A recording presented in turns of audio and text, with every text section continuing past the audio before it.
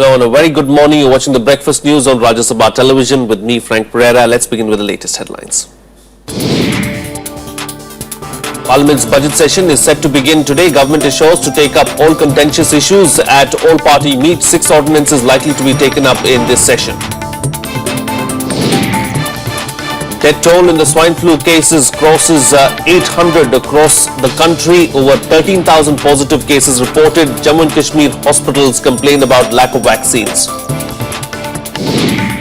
28 Indians held captive in Iraq and Afghanistan returned home. Alexis Prem Kumar thanks Prime Minister Modi for his release 8 months after he was abducted in Iraq. And blast at a Ukraine peace rally kills 2, injures 11 as warring sides in the east agree to pull out heavy weapons from the front line. Poroshenko terms blast as an attempt to destabilize the country.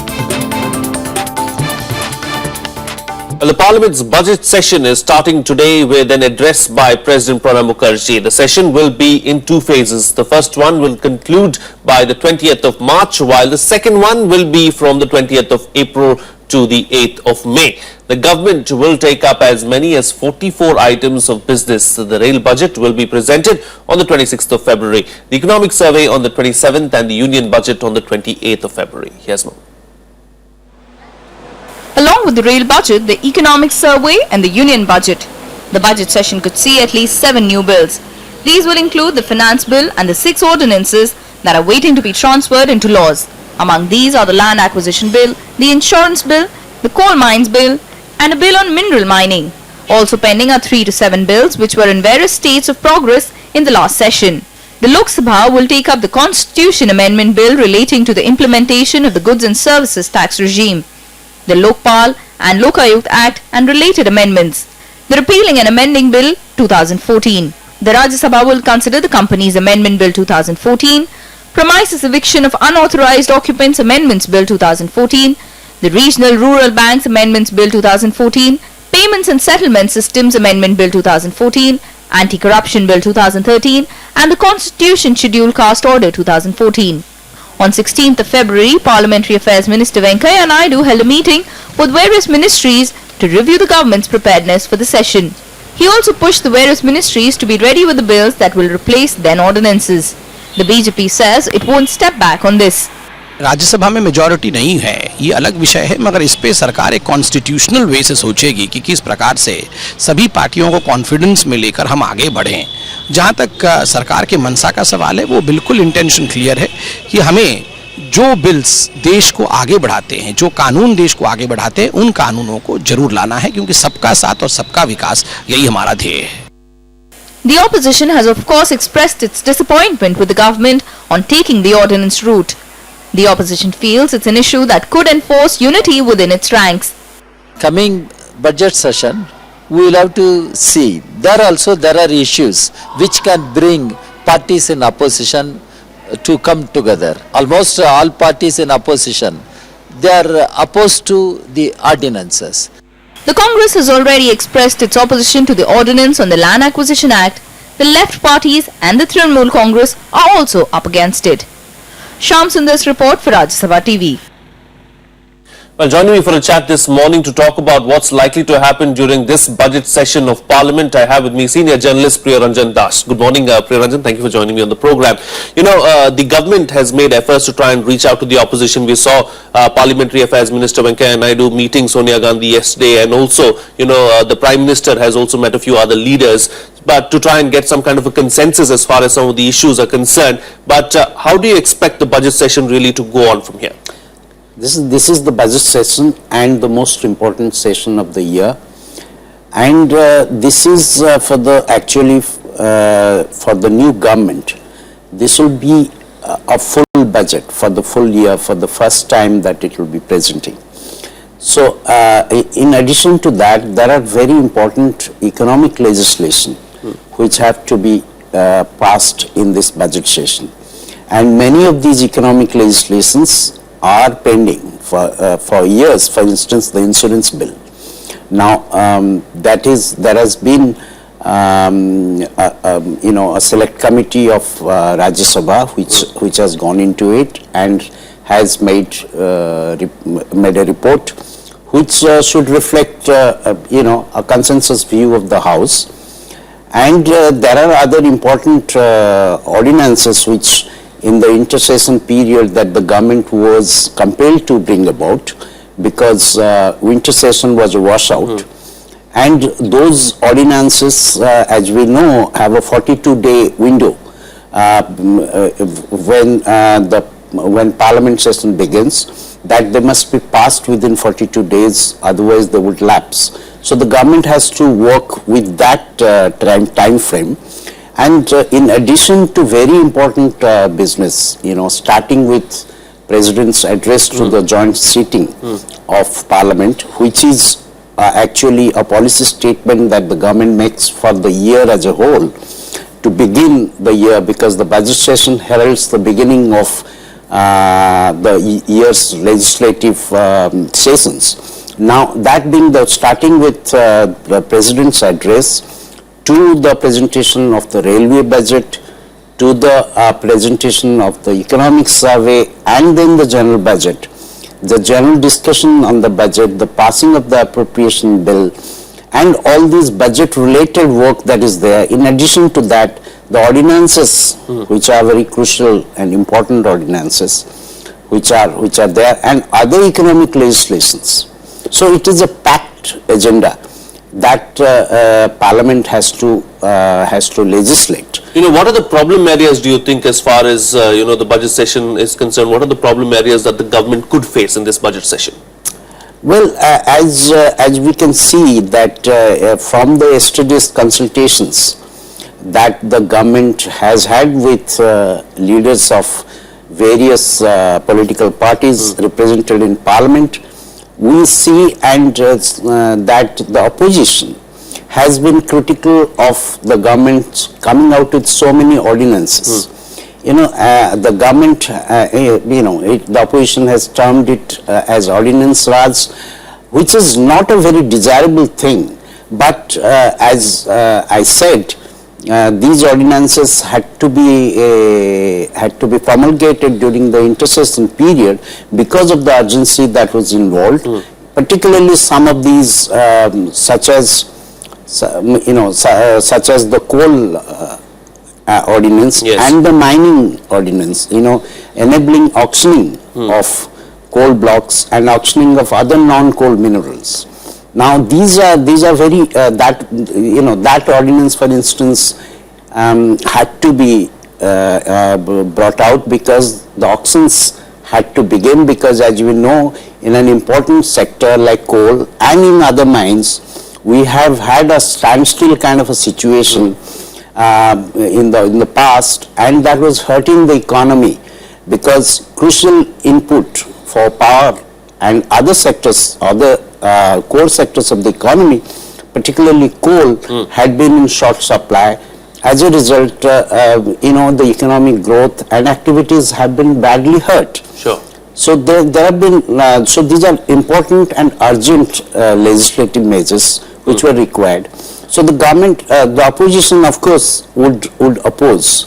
Indeed. So, and as we know, the other thing, the more important thing is the land acquisition ordinance, relating to the, so as you know, the UPA had come out with a new land acquisition act, which it gave the spin of being a right to land for farmers and agricultural workers, and it was, of course, an anarchic law of the colonial period of 1894 was replaced by that act after much deliberation and consultation. Right.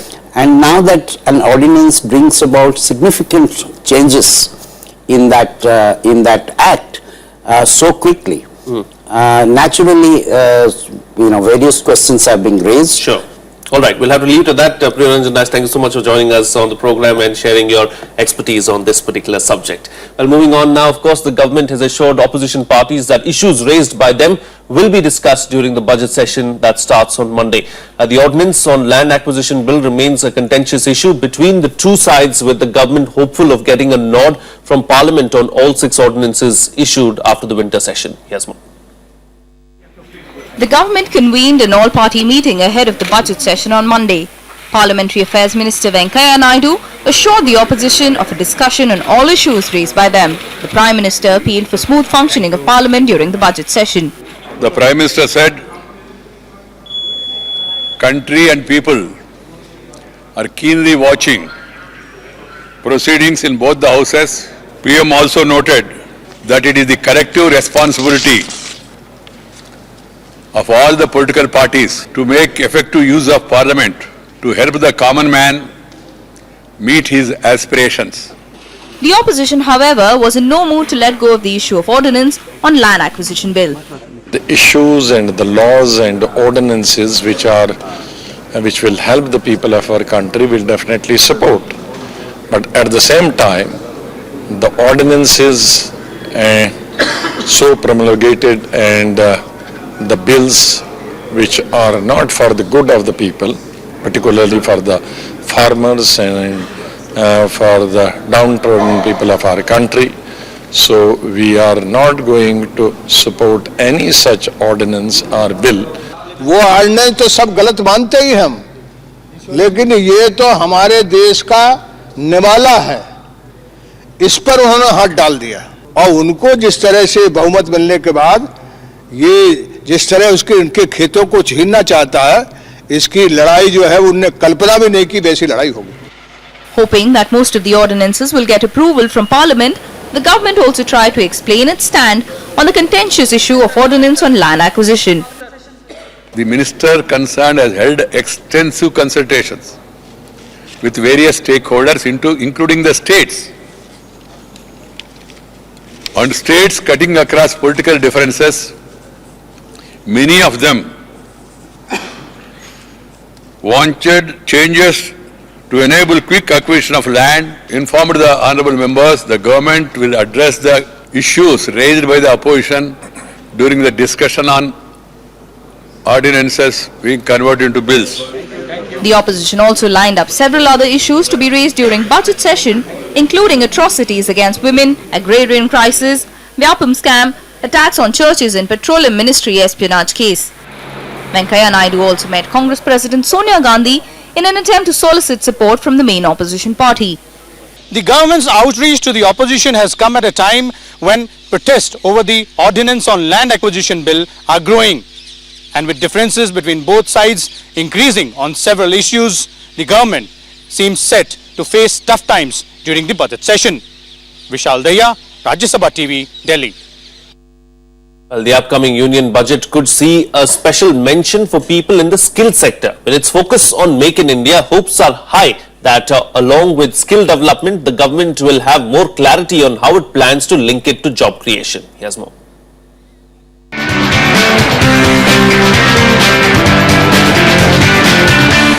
A national multi-skill program called Skill India is proposed to be launched. It would skill the youth for an emphasis of employability and entrepreneurial skills. It will also provide training and support for traditional professions like welders, carpenters, cobblers, masons, blacksmiths, weavers. Convergence of various schemes to attain this objective is also proposed. In a few days from now, when the Finance Minister reads his budget speech for 2015-16, his comments on Skill India program will be heard with great interest, mainly because it's a key component of the government's flagship Make in India project. But experts say not skilling alone, the government should focus on job creation with monetary incentives and skill certification programs as well. We also need to very quickly create jobs to absorb the trained people. That's where I think the Make in India becomes so relevant. So if Make in India has to work, Skill India has to work. If Skill India has to work, Make in India has to work. These two go together in terms of job creation and equipping the people with requisite skills for those jobs. In the 2014-15 budget, the National Skill Development Policy was allotted 10,000 crore rupees, too little considering the fact that India's skilled workforce is only 2% of its workforce compared to over 75% in all major economies. Also worrying is the spread of skills on offer.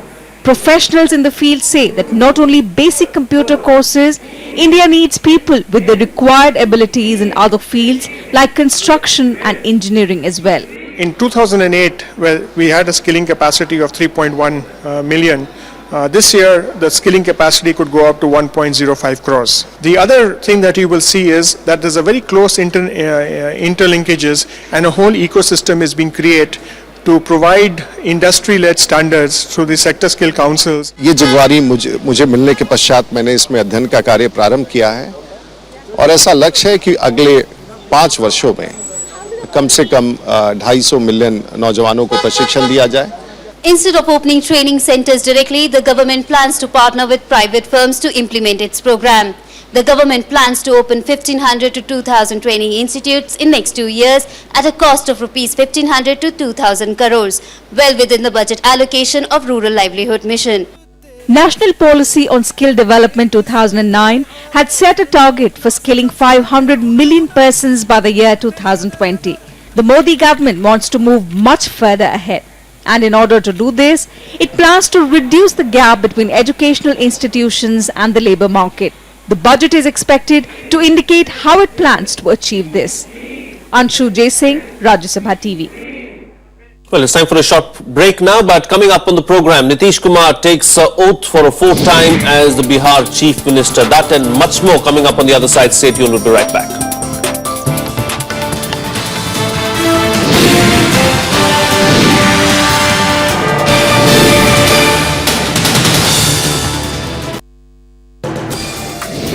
More autonomy to the Indian Institutes of Information Technology. Bihar to get another central university and the schools of planning and architecture. Now at par with the likes of IIMs and IITs. How do you see the things improving from here on? I think one of the best provisions of the bill is enhanced autonomy. Watch Law of the Land, 3 bills on higher education, only on Rajya Sabha TV.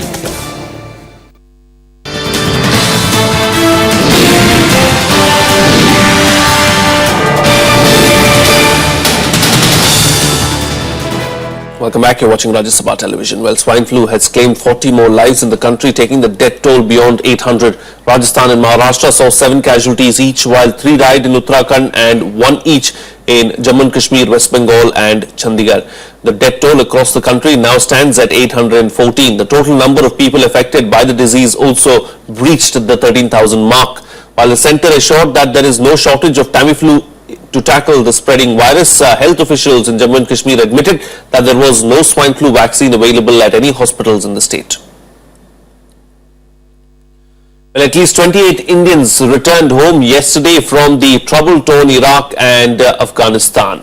Among them was Alexis Prem Kumar, who was abducted by gunmen in June last year. But question remains over the fate of 39 Indian construction workers who were abducted by the Islamic State last year. Here's more. It has been more than 8 months since Alexis Prem Kumar was kidnapped in Afghanistan's Herat province.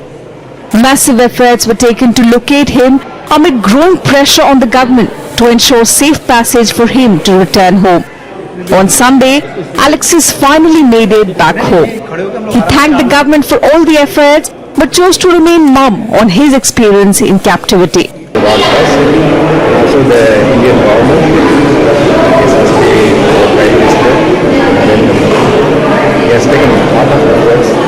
Because of me, I like here. He has really got me here. Not only that, he talked to me over the phone when I was in the Kabul airport. When he was talking, I felt that the whole India is welcoming me. The Prime Minister is personally taking interest and talking to me. I felt really grateful and thankful. 27 other Indian workers also returned home last evening from the conflict zone in Iraq. They were stranded in Basra as the company they were employed with did not give them salary. बसी ने हमारी बहुत help की, इसके लिए हम लोग को छुड़ाया गया। तो क्या हुआ था, क्यों, क्या वो तो कंपनी की प्रॉब्लम था सर, वो सैलरी नहीं देते टाइम पे, काम नहीं करोगे तो मारेंगे पीटेंगे, इसीलिए बसी ने हमारी हालत करी सर, उन्होंने हमको निकाला। 2 साल हो गया उधर ही थे, अभी आए आज सर। कितने लोग थे आप लोग? हम 27 आदमी था जी उधर। सबको ले आए यहाँ पे? हाँ जी। However, there is no trace of 39 Indian construction workers who were abducted in Iraq by the Islamic State last year. While the government maintains that they are safe, There is no word so far on when they are likely to be freed. Bureau Report, Rajya Sabha TV. Meanwhile, Prime Minister Narendra Modi addressed class 12 students who will be appearing for board exams next month. In his radio address, Mann Ki Baat, he told them to stop worrying about exam pressure and instead celebrate the occasion. He also advised them not to compete with the others but to strive for self-betterment. अड़ोस पड़ोस के यार दोस्तों के बच्चों की बराबरी वो कैसी करता है और यही कि आपका संतोष होगा क्या? आप सोचिए, एक बार दिमाग में से ये बराबरी के लोगों के साथ मुकाबला और उसी के कारण अपने ही बेटे की जिंदगी को छोटी बना देना, ये कितना उचित है। मेरी आपको बहुत शुभकामना है और आपका भविष्य जितना उज्जवल होगा, देश का भविष्य भी उतना ही उज्जवल होगा। भारत का भाग्य भारत की युवा पीढ़ी बनाने वाली है, आप बनाने वाले हैं। बेटा हो या बेटी, दोनों कंधे से कंधा मिलाकर के आगे बढ़ने वाले हैं। आइए, परीक्षा के उत्सव को आनंद उत्सव में परिवर्तित कीजिए। बहुत बहुत शुभकामनाएं। Moving on to some political news now. Ending days of drama in Bihar, JDU leader Nitish Kumar took oath as the state chief minister on Sunday. This is the fourth stint at the top post which he had relinquished following his party's Lok Sabha debacle. He was administered the oath of office and secrecy at the Raj Bhavan by Governor K.N. Tripathi. 22 other ministers were also sworn in along with Nitish Kumar. The ceremony was attended by former Prime Minister and JDS Chief H.D. Devegowda. West Bengal Chief Minister Mamata Banerjee, her Assam counterpart Tarun Gogoi and former Jharkhand Chief Minister Babulal Marandi were also present. Former Chief Minister Jitan Ram Manjhi also attended the ceremony along with state BJP leader Sushil Kumar Modi. Nitish Kumar now has to prove his majority on the floor of the Bihar Assembly House before the 16th of March. He has claimed the support of more than 130 MLAs in the 233-member assembly. मैं बिहार की जनता को आश्वस्त करना चाहता हूं कि हमारा काम उन्हीं प्राथमिकताओं के आधार पर और जो पहले से हमारा रोड मैप बना हुआ है बिहार के विकास का, उस पर हम काम करते जाएंगे और इन सारे कार्यों में हम केंद्र सरकार से भी अपेक्षा करेंगे कि बिहार को उसका वाजिब हक मिले और बिहार को केंद्र का भी सहयोग मिले। तो नीतीश कुमार जी जो पूरे बिहार में घूमे थे हम लोगों के साथ और ये कह रहे थे जंगल राज के खिलाफ वोट दीजिए, आतंक राज के खिलाफ वोट दीजिए, आज उसी जंगल राज के और आतंक राज की जो पार्टी थी राष्ट्रीय जनता दल, उसी के सपोर्ट से मुख्यमंत्री बनने जा रहे हैं। नीतीश कुमार जी को बहुत बहुत मुबारकबाद। उम्मीद करते हैं कि इस अगले 6 महीने में अच्छी सरकार चलाएंगे। He is one of the honest politician. Again he is going to revive the entire political situation in Bihar. Well, let's take a look now at what's lined up for the day in our segment, The Day Ahead. Social activist Anna Hazare will begin his 2-day protest at Jantar Mantar today. The protest is against the recent amendments in the Land Acquisition Act proposed by the centre. The agitation is likely to be supported by several farmers' organizations and several other activists including Meera Patkar. Hazare has also invited his old aide Arun Kejriwal to join the protest. The first session of the newly elected Delhi Assembly will begin today. The 2-day session is likely to restrict itself to the customary practice of oath being administered to the MLAs and election of the Speaker. Lieutenant Governor Najib Jung will address the House today. It would be the first time in the history of Delhi Assembly that the opposition benches would be almost negligible. French Defence Minister Jean-Yves Le Drian will arrive in New Delhi today to hold talks with his Indian counterpart Manohar Parrikar. The visit is being seen as a fresh attempt to firm up the faltering multi-billion-dollar Rafale deal. The fresh round of talks come just 2 months after the two defence ministers decided to fast-track the contract negotiations for the nearly $10 billion deal for the Rafale fighter jets. Well, with the truce on the verge of collapse, there was more violence in Ukraine on Sunday. A bomb exploded during a rally on a year of the Kiev uprising.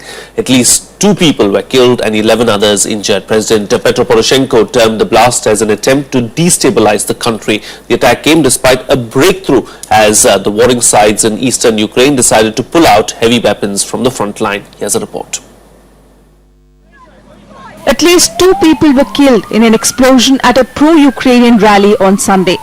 The blast in Kharkiv, the biggest city in eastern Ukraine, struck one of the numerous rallies, marking the deaths of 100 protesters a year ago. The Ukrainian government said it had arrested suspects who had been armed and instructed in Russia. An amateur video of the blast was captured, showing how the attack sent people into panic as they tried to flee the scene. 11 пострадавших, из них 2 погибших, остальные доставлены в медицинские учреждения города. Из пострадавших, из погибших 1 сотрудник милиции и еще 4 тоже сотрудники милиции, остальные гражданские лица. Прокуратура области квалифицировала это преступление как террористический акт. Ukraine's President Petro Poroshenko slammed the attack, calling it an attempt to destabilize the country at a time when it hopes to see the Minsk ceasefire deal being implemented to calm down tensions with Russia. Наші опоненти, наші вороги намагалися дестабілізувати ситуацію в країні. Ви знаєте, що в Харкові відбувся терористичний акт, і наші спецслужби вдалося попередити терористичний акт в Одесі. Марш гідності по всій Україні і в Києві включно пройшов виключно добре.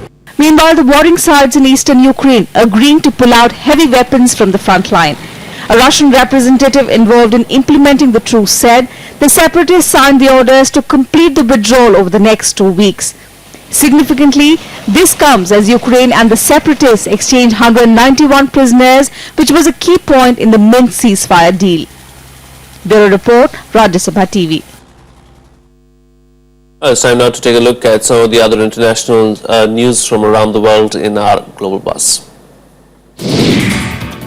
At least 39 people were killed in Bangladesh when a passenger ferry capsized. The incident took place yesterday after the ferry collided with a trawler. The ferry had 100 people on board when the collision happened. Rescuers managed to save at least 50 passengers. Most of the bodies have been recovered. US Secretary of State John Kerry and his Iranian counterpart Mohammad Javad Zarif met in Geneva for nuclear talks. The 2-hour-long meeting was an attempt to narrow the gaps and meet the March 31st deadline for a political agreement. For the first time, the meeting included US Secretary of Energy Ernst Moniz and Iran's nuclear chief Ali Akbar Salehi. French Foreign Minister Laurent Fabius said that France will support African Union to get support of the UN Security Council for its 5-nation force fighting Islamist militant group Boko Haram. Fabius praised the efforts of Chad, Niger and Cameroon, countries that have launched operations against the militants. Boko Haram have killed thousands in a 6-year war in northern Nigeria.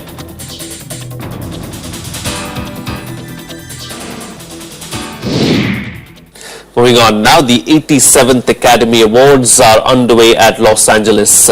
Actor J.K. Simmons has won the Oscar for the Best Supporting Role Male for the film Whiplash. This is the first Academy Award for the 60-year-old actor who had never been nominated before for an Oscar. He had been a favorite to win for the film as he swept the supporting actor category in all the other major award shows earlier. Simmons thanked his wife and his children and then made a family-centered plea to the audience and those watching at home. The films Birdman and Boyhood are widely considered the frontrunners for the Best Picture. The Grand Budapest Hotel and American Sniper are tied with Birdman with 9 nominations, the most at this year's Oscars. Thank you to the Academy. Thank you to everyone involved in the making of Whiplash.